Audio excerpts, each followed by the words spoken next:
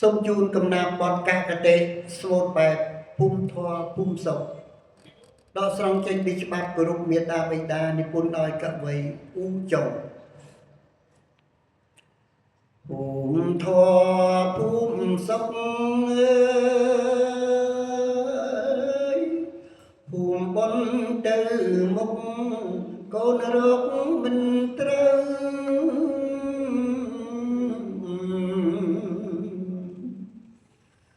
មិនស្ដាប់វាចាទេសនាម៉ែឪតែងចង់អល់ផ្លូវប្រាប់កូនប្រុសស្រី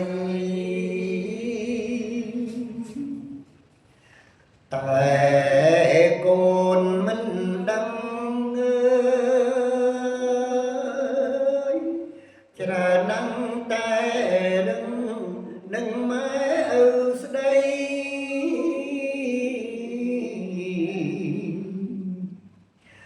តាមពិតគួរស្ដាប់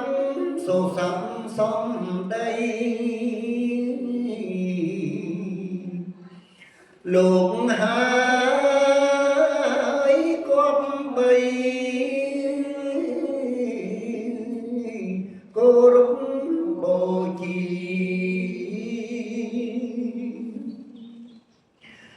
ដូចស្ដាប់ព្រះសង្ឃលំអត់អោនអង្គបង្គំវន្ទី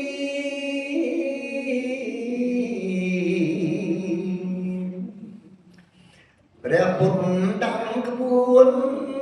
ប្រជួននាមី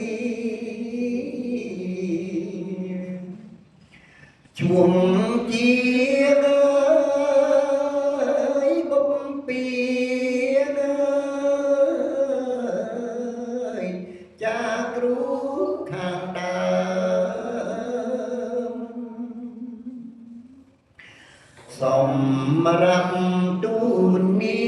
នកូនចៅគ្រប់ប្រាណឲ្យបានយ៉ាងឆ្នាំ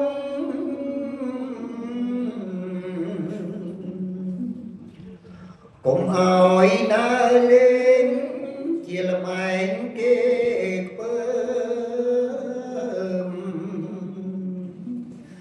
កុំឲ្យរងើមសប្បាយជ្រុលពេកពេលយំប្រលប់មើលកាយគ្រប់ដុំដាំងសំដែង